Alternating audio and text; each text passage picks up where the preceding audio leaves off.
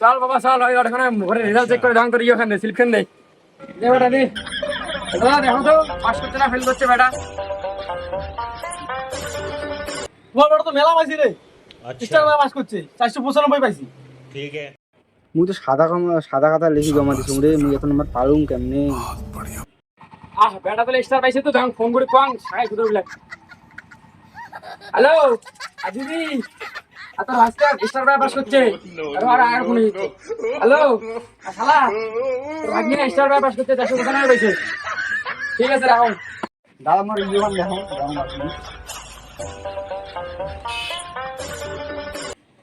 তুই ভুল যাবে, এটা 11-13 তুই 11-12 দিছিস, ভালো করে দেখ।